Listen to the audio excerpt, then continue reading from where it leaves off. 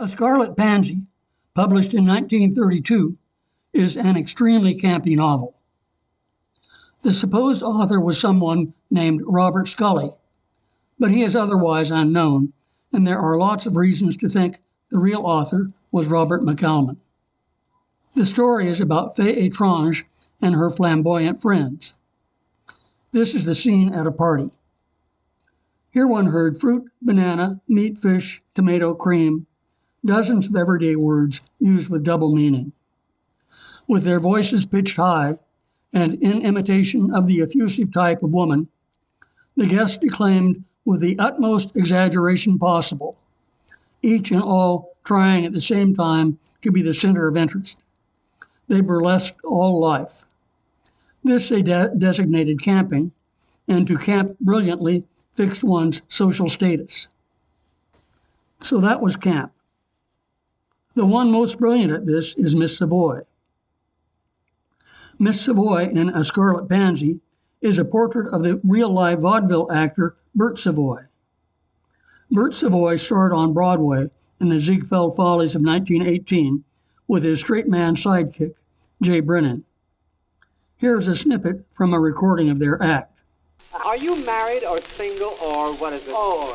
I'm not married anymore. I'm not married. It takes up so much time. I'm not married. You must come over. Yes, but you have been married because I remember reading of your divorce. Well, I'm not the only one that ever got a divorce. I just had to get a divorce. The caveman stuff don't go for me, dearie. Floors were made to walk on, not to be dragged over. Yes, but it didn't last very long, did it? Well, I was with him from May to September. I don't see how people can say that. I was with him from May to September. And then some other woman took him away from you. What do I care? I had the use of them all summer. But back to A Scarlet Pansy and the character Miss Savoy. In the novel, Miss Savoy appears in real-life situations, not on the stage. She speaks in a foghorn contralto. Here she is in the receiving line at an afternoon drag reception. As at all receptions, there was much twittering conversation. The crowd was made up of New York's most punctilious and polite. It was always Miss This and Miss That. Occasionally an Ella or a Kitty would slip out. Not only real girls, but men who were not real he-men were often referred to as Miss So-and-so. Among the guests who are greeted in the reception line are Miss Kuntz and Miss Go Down and Miss Pickup and Miss Step and others, all with ambiguous, risque names. Of course, Miss Savoy in A Scarlet Pansy is in fact a fictional portrait of the real Broadway star Bert Savoy.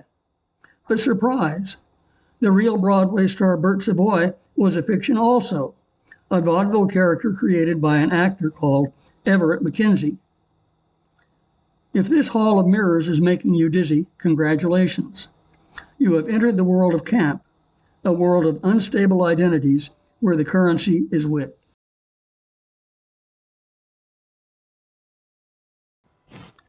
Christopher Isherwood was not a camp writer.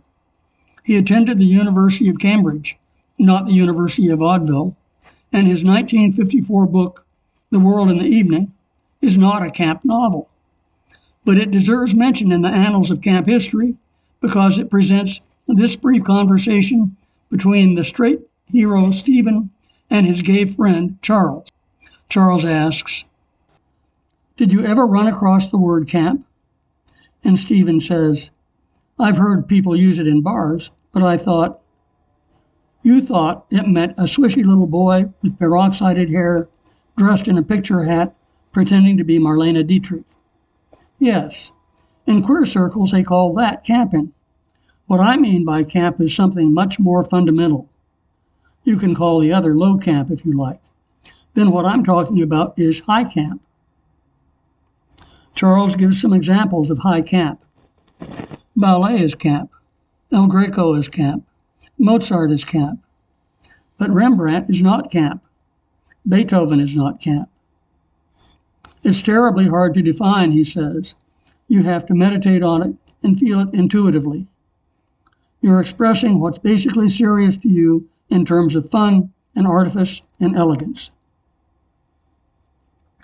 10 years later, Susan Sontag picked up Isherwood's notion of high camp and ran with it in her famous essay of 1964, Notes on Camp, published in the Partisan Review. It is a long essay, 58 numbered paragraphs. Camp, she says, is the love of the exaggerated, the off, of things being what they are not. Sontag is very highbrow, focusing entirely on the kind of things Isherwood called high camp, and she has a great many examples. Tiffany lamps are camp. King Kong is camp. Swan Lake is camp. Flash Gordon is camp. Low camp, that is, the swishy boy in the picture hat, does not interest her at all. And it is not until paragraph 51 that she gets around to mentioning the relation between camp taste and homosexuality. While it's not true that camp taste is homosexual taste, she says, there is no doubt a peculiar affinity and overlap. One feels that if homosexuals hadn't invented camp, someone else would.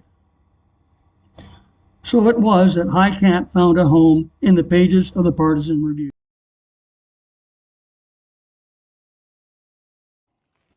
But low camp lived on in the pulps, such as the novels of Victor J. Bannis. Bannis wrote 140 or so novels under a number of pen names, and one of them was The Man from Camp in 1966. Here he explains how he came to write this book. In 1964, I was indicted on federal charges of conspiracy to distribute obscene material. I was acquitted on a technicality of the charges brought against me, but I continued for several years to be the target of governmental harassment. My mail was routinely opened and left on my doorstep atop the envelopes, so I would be sure to know that it had been read. By this time, however, I had become a gay activist.